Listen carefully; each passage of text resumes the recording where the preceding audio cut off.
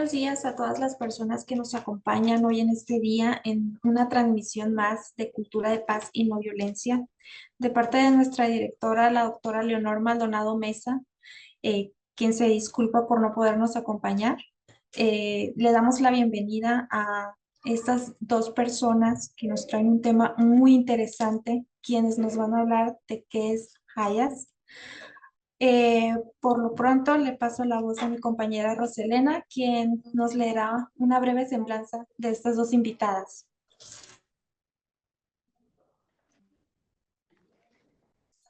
Muy buenos días a todas las personas. Damos la bienvenida y las gracias por estar aquí con nosotros. Zaira Genchi Corona y Berenice González, dos expositoras quienes nos van a hablar sobre el tema Introducción a la violencia basada en género y sus implicaciones en mujeres migrantes y refugiadas solicitantes de asilo. Vamos a dar una breve semblanza de cada una de ellas.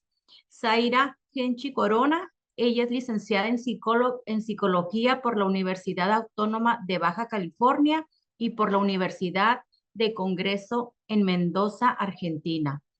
Estudió la especialización en estudios de género en la Universidad Pedagógica Nacional, abordando las experiencias de resistencia de mujeres migrantes centroamericanas sobrevivientes de las violencias de género.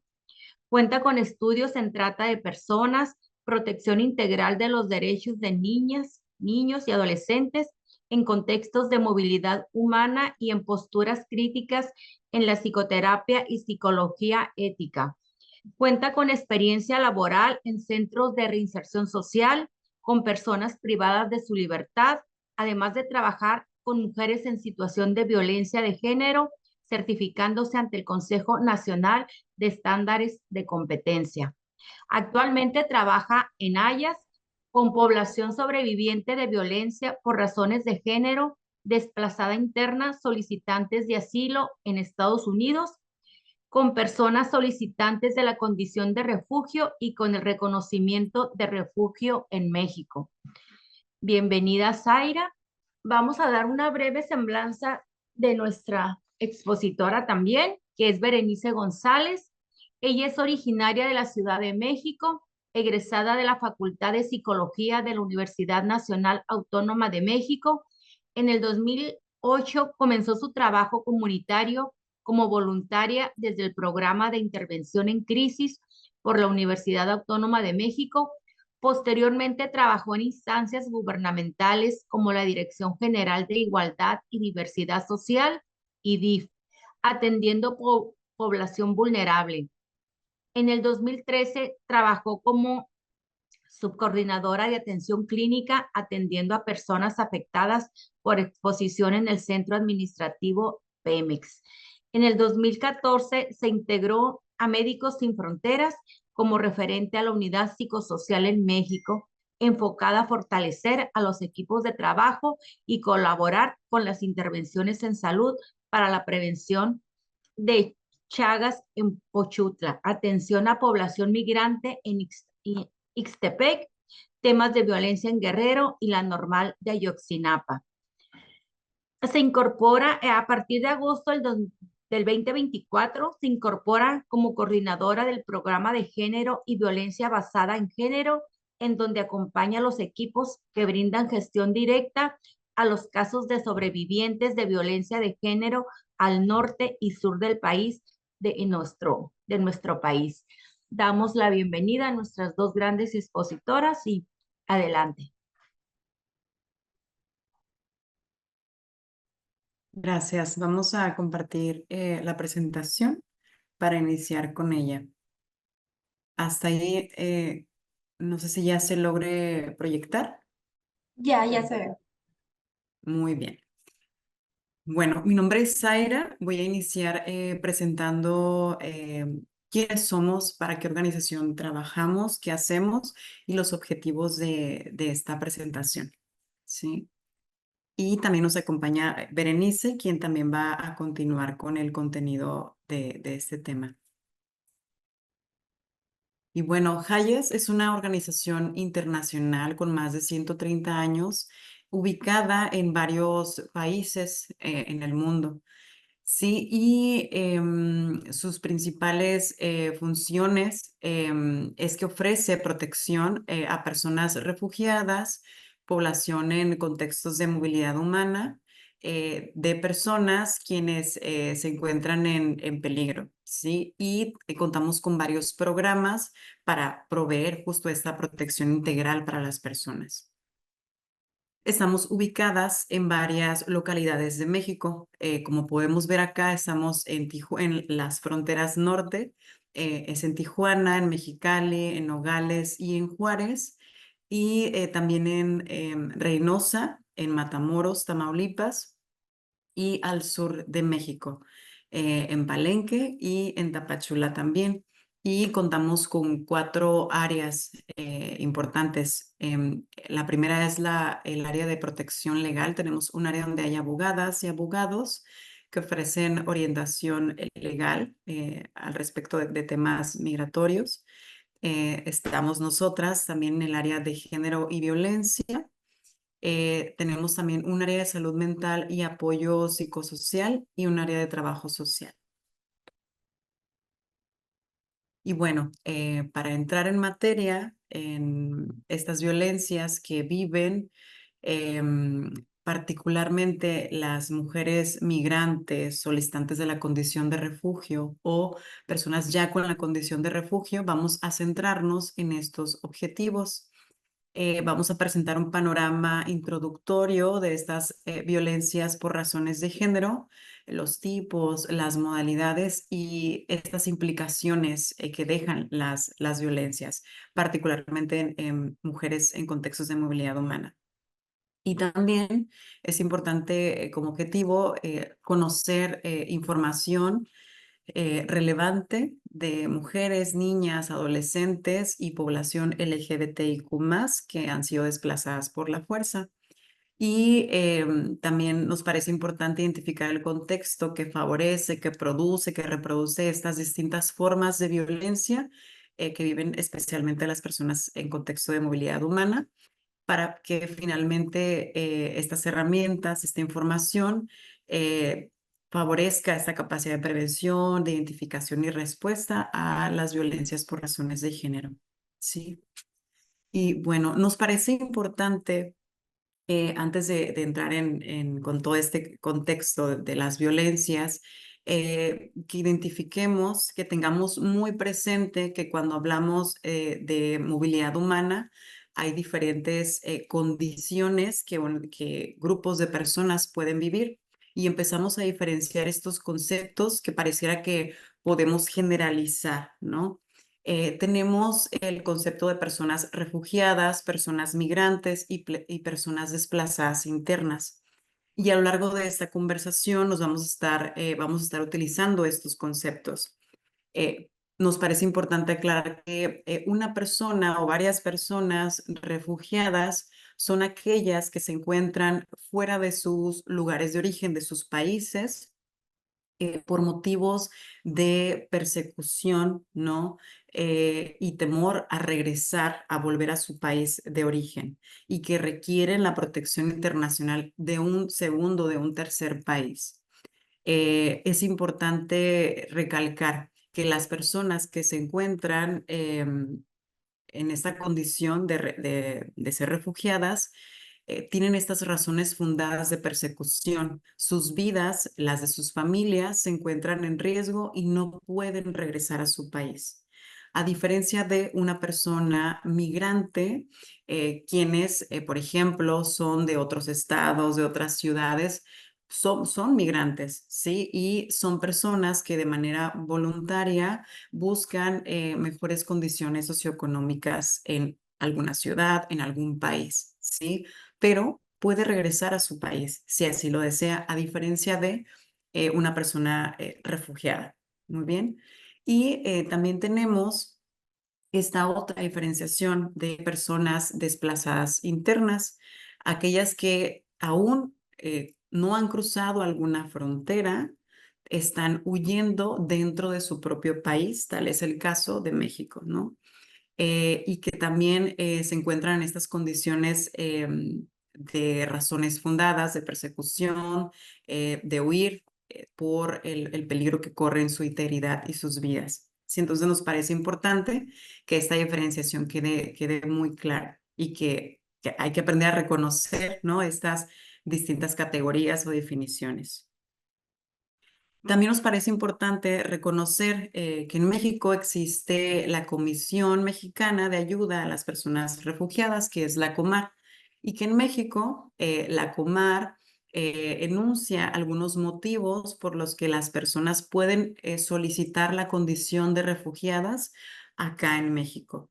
Y estos motivos son al huir por motivos de raza, de religión, de nacionalidad, por opinión política, por pertenecer a un determinado grupo social y por razones de género, que de aquí en adelante nos vamos a estar centrando en esta causa o motivo por los que las personas, especialmente mujeres, niñas, adolescentes y comunidad LGBT, se ven expuestas. Ujú. La Comar también nos comparte las tendencias o la estadística reflejada en 2023, ¿sí? En México se contabilizó a un total de 141,053 personas solicitantes de la condición de refugio. Sí, es un dato interesante, importante, como vemos a lo largo del tiempo, cómo han ido incrementando estas solicitudes en la Comar, ¿sí? Y esto también es importante, que tiene relación con nuestro estado. En Baja California, Mexicali, Tijuana, por ejemplo, se han contabilizado 4,150 personas que también están buscando la condición de refugio en México. Esto tan solo en 2023. Y también es importante visibilizar esta estadística en el mundo. Y en 2023 se tiene una estadística de 89,3 millones de personas que se han visto, ¿no?, desplazadas por la fuerza, y que en estas se incluyen personas refugiadas, solicitantes y desplazadas. Ujú. Es importante que al hablar de violencia también hablemos de género, ¿sí? Y acá compartimos algunas definiciones básicas para visibilizar cómo estas roles socialmente asignados o designados a los cuerpos sexuados conllevan al ejercicio de ciertas violencias, ¿sí? Y para hablar de estas violencias nos parece importante distinguir estas categorías de sexo y de género, ¿sí? Cuando hablamos de sexo, hacemos esta referencia a las diferencias sexuales, biológicas, ¿no?, determinadas justamente por la biología, y que tradicionalmente se asigna al nacer, ¿sí? Y tradicionalmente también hay una diferenciación binaria, esto es hombre o mujer, ¿no? Y que en esta categoría de sexo también se incluyen las personas intersexuales. Mientras que para hablar de género nos vamos a referir a todas estas roles, características, definidas socioculturalmente, ¿no? Y estos roles o estas características se nos son designadas a los sexos, a los hombres, a las mujeres, y estos roles, estas funciones, estas expresiones que se nos son designadas, dependerá qué sexo, ¿no?, vivimos, cómo nos identificamos. Porque al hablar de género, ¿no?, estas funciones, actitudes, expresiones son apropiadas dependiendo de nuestro sexo, ¿no? Y que han sido históricamente designados. Sin embargo, en el género, en esta categoría de género podemos apreciar que dependiendo el tiempo, el espacio, el lugar, pueden ir cambiando estas características que socialmente han sido designadas. Eh, Sin embargo, es importante un poco detenernos aquí en este apartado de género y las violencias, para ir reflexionando cómo estos roles, atributos, creencias han conllevado al ejercicio de violencias, ¿sí? Más adelante lo vamos a mencionar. Hay algunos conceptos también que nos parece importante compartir, ¿sí? Como la identidad, la orientación y la expresión de género. Y acá podemos compartir que todas las orientaciones sexuales, todas las identidades son un derecho humano, ¿no? Que las personas puedan vivir, puedan expresar libremente el ejercicio de la sexualidad, ¿sí? Em, También hacemos como este énfasis en que en todos los cuerpos, todos los deseos, las expresiones tienen el derecho a existir sin más límite que el respeto a los derechos humanos. Hace un momento comentaba que al hablar de género, necesariamente tenemos que hablar de violencia de género, ¿sí? Y nos apoyamos de esta definición que la ONU Mujeres nos ofrece. Eh, por violencia de género vamos a entender entonces todos los actos dañinos intencionales, ¿sí? Esta característica clave de la violencia que son dirigidos hacia una persona o a un grupo de personas en razón de su sexo, de su género, ¿sí? Y esto tiene origen, tiene base en la desigualdad, ¿no? En el abuso de poder, en la existencia de normas, de roles que socialmente se nos han asignado y que normalmente, tradicionalmente, son dañinas, ¿no? Este término nos apoyamos de él para hacer un énfasis en que las diferencias en estos roles socialmente asignados han ocasionado abusos de poder, ¿sí? Que colocan normalmente a las mujeres y niñas y población LGBTIQ+ en situaciones de riesgo de múltiples formas de violencia em, que viven, que nos han expresado en este acompañamiento que damos, ¿sí? Ahora también nos parece muy importante visibilizar estas formas de violencia que en nuestra práctica cotidiana recibimos, ¿sí? En México tenemos la Ley General de Acceso de las Mujeres para una vida libre de violencia que nos enuncia estas formas de violencia, ¿sí? Y que también la población que viene del extranjero a solicitar la protección en México, ¿no? Personas solicitantes de refugio también la padece, también la vive, ¿sí? Estas formas de violencia que escuchamos, que atendemos, a las que damos respuesta, son la violencia psicológica, la violencia física, la violencia digital, ¿sí? ¿Cómo la podemos escuchar? ¿Cómo la narran, ¿no? A través de ofensas, de amenazas, de las que huyen de su propio país. Y no solamente esta violencia queda en el allá y en el entonces, sino que a lo largo de esos trayectos migratorios, al ser México un lugar de tránsito y muchas veces de destino, también la viven y la padecen, ¿sí? La violencia de género no solamente es una causa por las que las personas huyen de sus países, sino también es una consecuencia por haber huido. Es decir, que estas violencias continúan a lo largo de sus trayectos. Por violencia física, por supuesto que hemos acompañado estos casos de violencia física que se vive no solamente en los ámbitos de pareja, sino también por otros actores, ¿no? Como pueden ser policías, entre otros, que ejercen estas formas de violencia.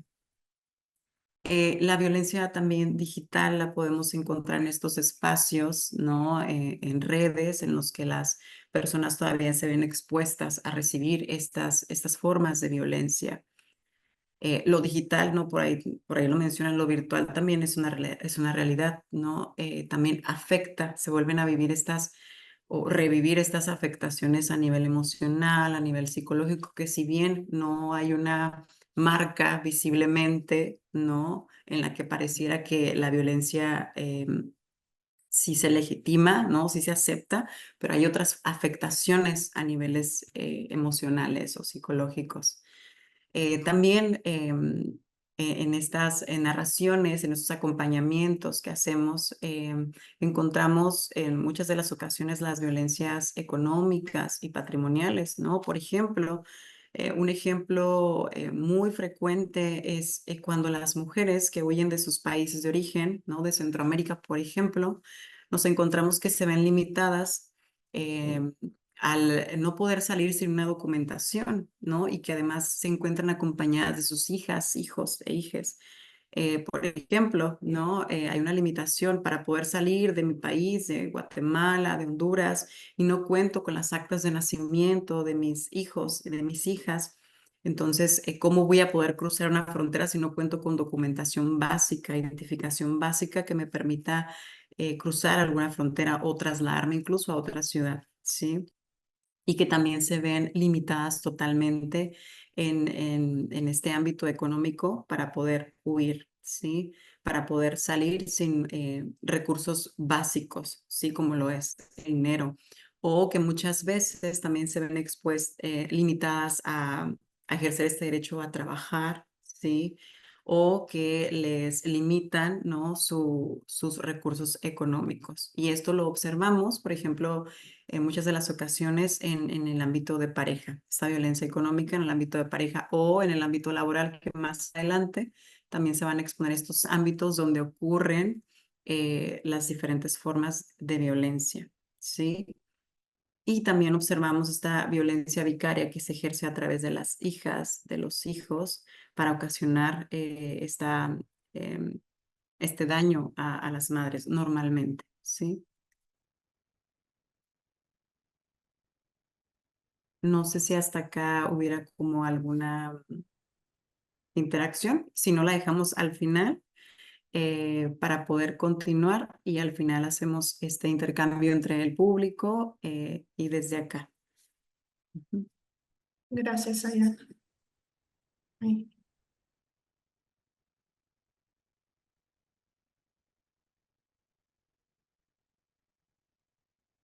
Hola, ¿ahí me ven? Sí, Perfecto.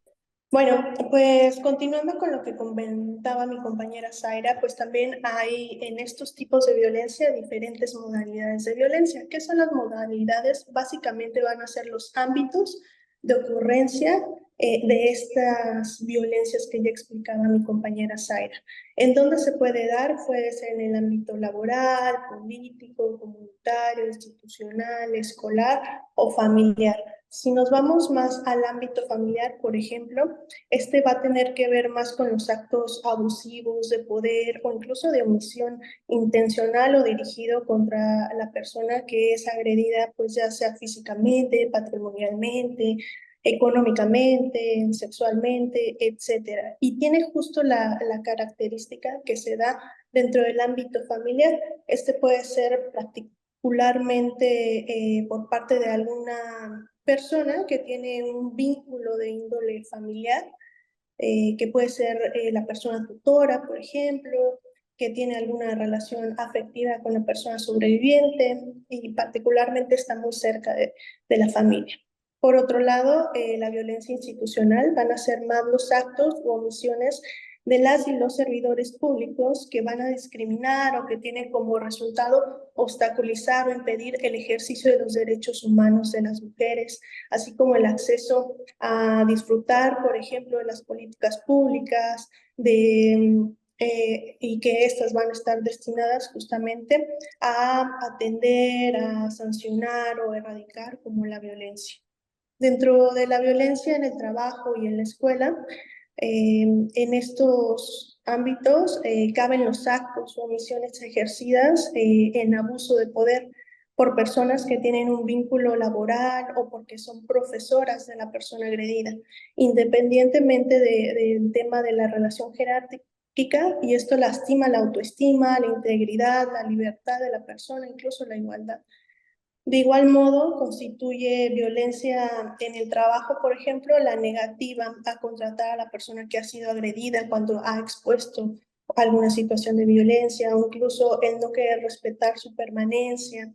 Puede estar también plagada de algunas amenazas, de humillaciones, etcétera. Un ejemplo también muy particular es cuando no se les respeta o no se les permite llevar a cabo algún periodo de lactancia previsto particularmente por la ley.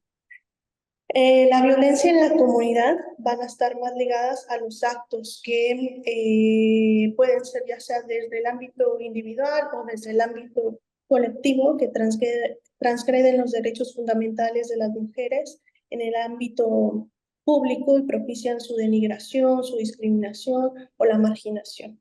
Y bueno, por último, la violencia política va a ser toda acción o omisión dentro de esta esfera pública o privada que tenga por objetivo o resultado el limitar, el anular prácticamente el ejercicio de los derechos políticos y electorales. Por ejemplo, que no se les deja tomar algún cargo o el libre desarrollo de la función pública, la toma de decisiones, entre otras. Y esta puede ser justamente perpetrada por agentes estatales, por supervisores jerárquicos, colegas de trabajo, personas dirigentes, por algún simpatizante, por candidatos, precandidatos. Incluso no vayamos tan lejos, puede caer o recaer en los medios de comunicación, por ejemplo. Y algo muy importante de estas modalidades, como un poco ya lo mencionaba mi compañera Zaira, es que todo esto está basado en la Ley Estatal de Derecho de las Mujeres a una vida libre de violencia. Adelante, Sai.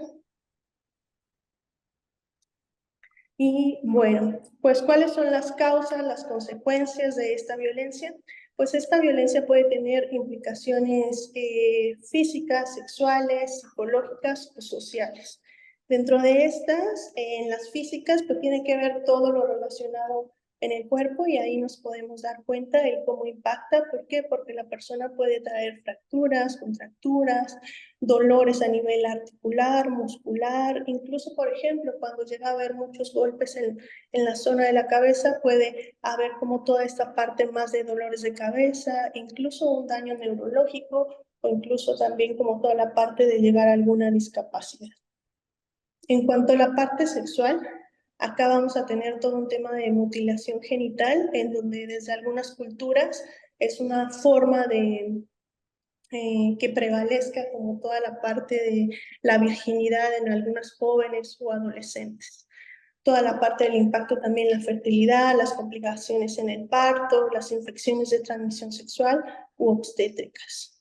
Dentro de las psicológicas también vamos a notar que las personas que han vivido violencia pues pueden tener como mucha ansiedad, incluso esta ansiedad donde de repente las personas tienen mucho temor, donde incluso pueden estar como muy alertas porque su vida puede estar en riesgo en cualquier momento, porque la persona agresora puede estar muy cerca, pues también esto tiene repercusiones en la memoria, en la concentración, ¿no? No es como que no nos quiera poner atención la persona, sino que está como en una modalidad de alerta ante cualquier riesgo o ante la presencia de este agresor.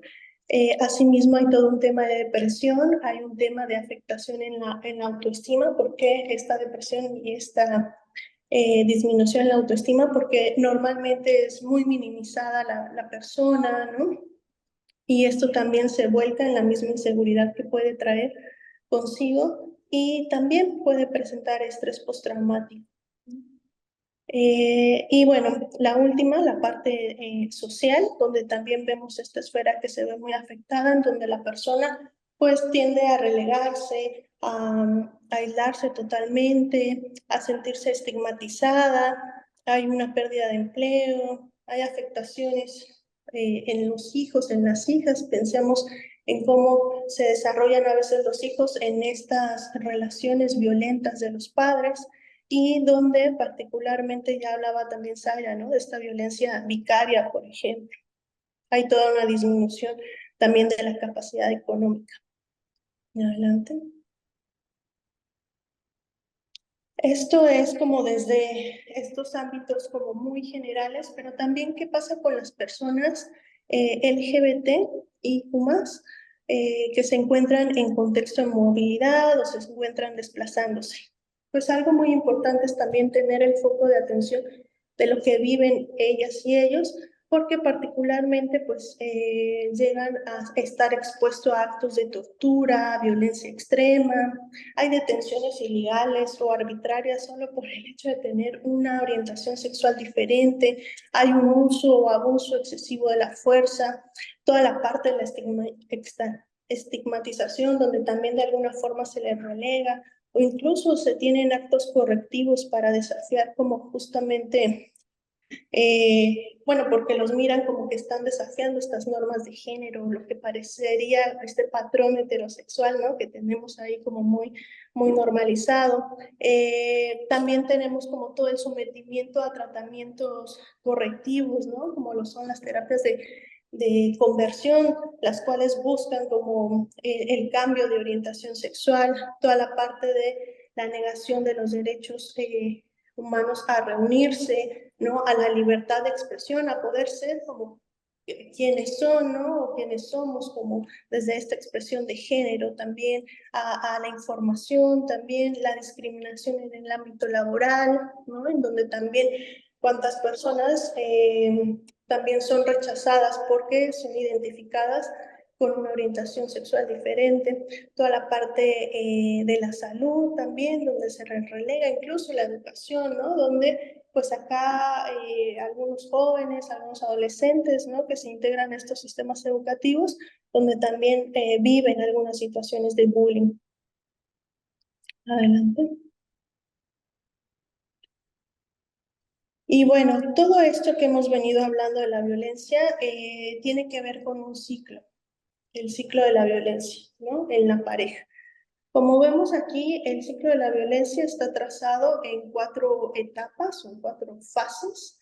Vamos a tener la primera fase en donde tenemos la luna de miel, en donde este prácticamente es el periodo de romance, en donde pareciera que la pareja está estable, se encuentra bien, todo está en su normalidad, por llamarlo de alguna forma, ¿no? Después se pasa a la segunda etapa, que es la acumulación de tensión. Dentro de esta acumulación de tensión, pues hay una sensación de que en cualquier momento puede haber alguna discusión explosiva y estos son por los problemas cotidianos, por los roces del día a día. Pero ¿qué pasa aquí en el ciclo de la violencia? Que justamente estos roces o estas situaciones van a llegar a un periodo violento o a un estallido de la violencia, ¿no? En donde acá estalla en cualquiera de sus formas, ya sea como lo hablaba mi compañera Zaira, o sea, de una forma física, con empujones, pellizcos, la parte sexual, ya con un tema de tocamientos, ¿no? Un tema de violación o abuso sexual.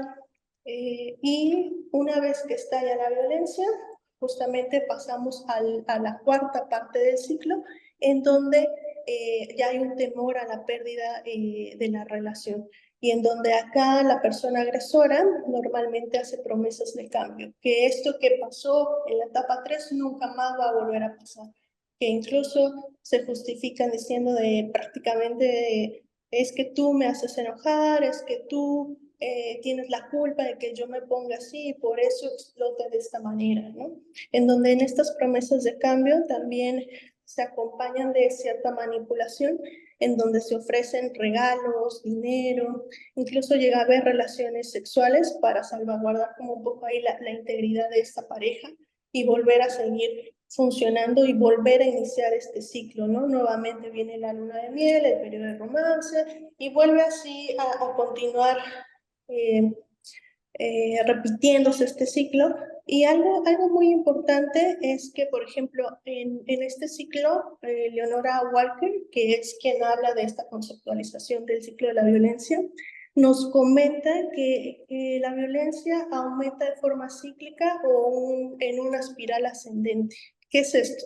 No es que pase una vez y ya fue el ciclo de la violencia y se acabó, fue violentada o violentado, sino que más bien esta va en aumento. A lo mejor el estallido de violencia comenzó con gritos, más adelante empieza con empujones, más adelante te quito tu dinero, te quito tus documentos, como pasa con las personas en contexto de movilidad, te aíslo de tu familia y ya empiezan como los golpes, posiblemente algunos hechos de tortura, etcétera, hasta que esto puede llegar a la muerte, lo cual es muy preocupante porque incluso este sería el foco rojo de cómo va aumentando la intensidad de la violencia y cómo no solo en los actos, sino incluso en la temporalidad, ¿no? Que tenemos que irla midiendo porque a lo mejor antes pasaba una vez al año y ahora cada vez va aumentando una vez al mes, una vez al día, 3 veces cada hora.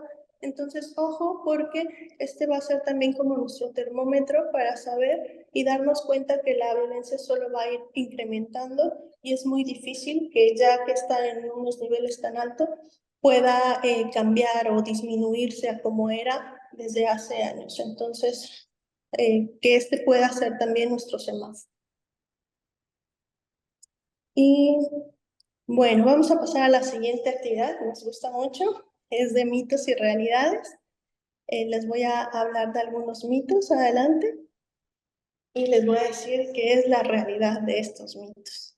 Bueno, dentro de estos mitos tenemos la persona que recibe violencia no se va porque no quiere. ¿Creen que sea así? La verdad que la violencia a veces es muy juzgada o prejuzgamos mucho porque creemos de, si yo fuera esa persona, yo no lo agarraría una mano encima, agarro mis cosas y me salgo del lugar donde estoy. Pero a veces va más allá o es más difícil ver esto. Adelante, Sai. ¿Por qué? Porque algo muy importante es que la violencia o esta permanencia en una relación de violencia es multifactorial. ¿Qué es esto? No sabemos la realidad que pueda estar viviendo la persona. Por ejemplo, es una persona desplazada, ¿no? Que tal vez tuvo que salir huyendo por temas de violencia de su casa. Es una persona que perdió sus redes de apoyo porque a lo mejor tenía una orientación sexual lésbica, por ejemplo. Es una persona que tiene 10 hijos y es una persona que a lo mejor le comunicaron que una vez que se casara no podía separarse, ¿no? Entonces imagínense toda esta gama multifactorial que no permite salir de estos ciclos de la violencia. Entonces, ojo, porque esto es muy importante, porque para poder cambiar de estos espacios o poder salir de la violencia, normalmente se requiere un acompañamiento, a veces está terapéutico, por eso es muy importante poder brindar como los servicios que se tienen a la mano para las personas. Después tenemos otra, se busca a todas sus parejas iguales. Este también es totalmente un mito, porque es como normalizar la violencia, ¿no? Es como decir, es que tú siempre buscas que tus parejas te peguen, ¿no? O sea, pareciera que los busques. Entonces, ojo, porque esto sería como un poco aceptar la violencia en el sentido de aceptar que puede haber personas que pueden venir a lastimarme o agredirme, cuando pues nadie tiene derecho de hacerlo. Entonces, esto es muy importante poderlo ir reflexionando.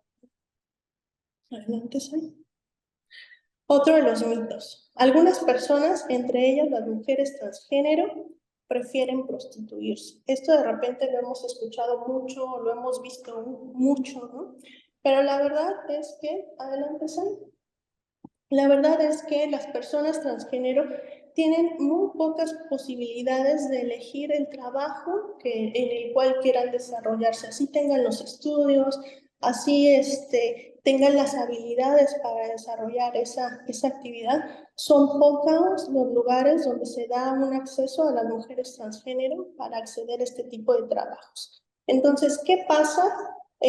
No nos vayamos tan lejos, pensemos en el trabajo en donde nos encontramos actualmente o incluso a donde nos acercamos por algún servicio. ¿Cuántas personas transgénero hay brindando estos servicios o trabajando en esos lugares? Si lo pensamos, es mínima o incluso nula la cantidad de personas que se encuentran. Entonces veamos, porque muchas veces al final el tema de prostituirse va a ser la única opción para poder obtener un ingreso para ellas.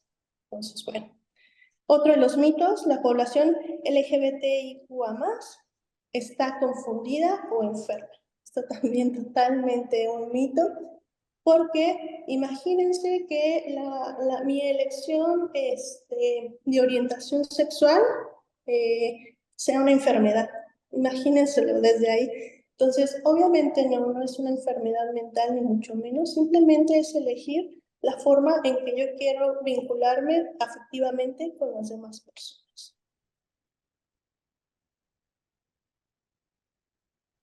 Y bueno, la violencia basada en género en el trayecto. ¿Qué pasa con estas violencias durante este trayecto migratorio, este desplazamiento? Muchas personas salen del país de origen por una situación de violencia y entonces este es el detonante para huir. Entonces tenemos que este es como uno de los factores muy grandes por los cuales salen y pensaríamos que tal vez se queda ahí, pero no, la violencia incluso se da en el tránsito, ¿no? De las personas que están en movilidad. Muchas mujeres nos llegan a expresar, ¿no?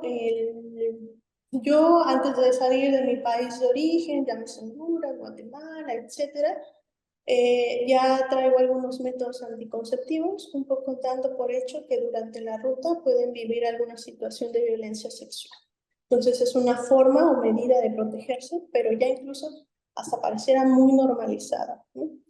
La violencia también se da en el país de acogida, uno pensaría, bueno, ya salió por temas de violencia, el lugar en donde va a llegar va a estar más tranquila, pero obviamente esto no siempre pasa, incluso en el lugar de acogida hay secuestros, hay extorsiones, hay un tema de abuso de poder, hay todo un tema de estigma, de xenofobia, por ejemplo.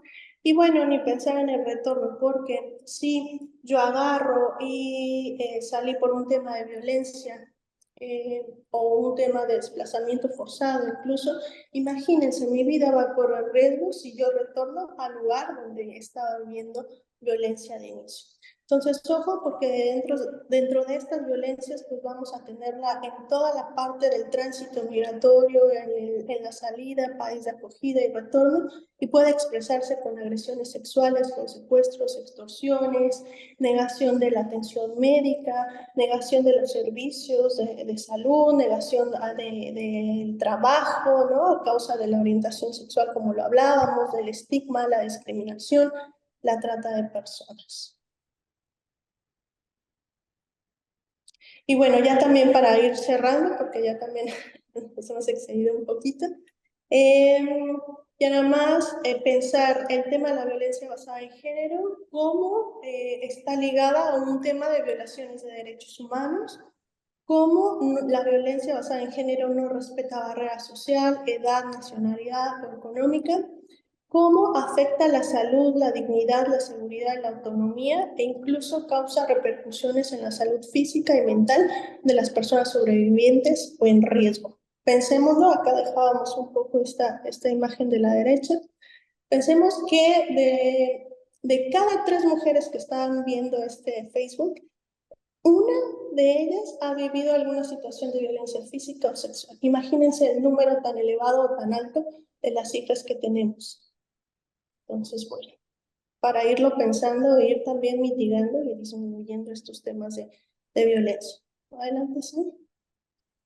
Vamos a pasar ya nada más a este video, es muy corto, es muy rápido, porque este video nos va a ayudar a identificar si yo soy una persona que presta un servicio a personas sobrevivientes, qué hacer y qué no hacer. ¿Qué hacer si yo soy la persona sobreviviente que va a pedir un servicio y de repente qué puedo esperar de ese servicio? ¿Cómo deben de tratarme? E incluso si yo soy una persona que escucha la historia de una persona sobreviviente, ¿qué herramientas también puedo tener para poderle ayudar o escuchar desde alguna forma? Entonces, adelante, Sabine. Sí. Al atender a una persona sobreviviente de violencia de género es tan importante saber qué hacer y qué no hacer. ¿Qué no hacer? Presionar a que nos cuente su historia, interrumpir, juzgar o hacer falsas promesas ni compartir su información personal sin su consentimiento. ¿Qué sí hacer? Escuchar y reconocer sus emociones garantizando en todo momento un trato digno y respetuoso. Las personas migrantes, refugiadas y desplazadas son también vulnerables a la violencia sexual y de género. Mujeres, hombres, niños, niñas y personas LGBTQ y no binarias. Infórmate. Contáctanos en Facebook @JayasMX.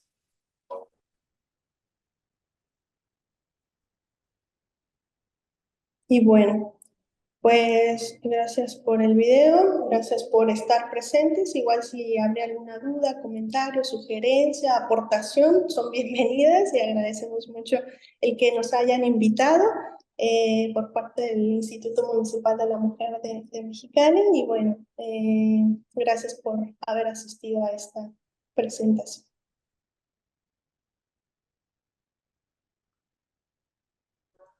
Muchas gracias por acompañarnos. Mire, tenemos una pregunta aquí, un comentario por Facebook. Dice, hola, dice, ¿cómo apoya AYAS a una mujer superviviente de violencia en la solicitud de un asilo político cuando están en México, pero son de origen extranjero? Gracias. Muy buena pregunta. La verdad que en Hayas, como bien lo decía mi compañera Zaira, tenemos 3 grandes programas y dentro de uno de estos es el área legal, en donde todas las personas que son extranjeras y quieren venir por los servicios, los tenemos gratuitos, en donde les pueden brindar y orientar todo el equipo de abogados que tenemos para poder atenderles desde ahí. Incluso si ha vivido algún tema de violencia, como lo hablábamos, puede acercarse al área de género y violencia basada en género, o también si requiere servicios de salud mental, puede acercarse para brindarle un acompañamiento directo.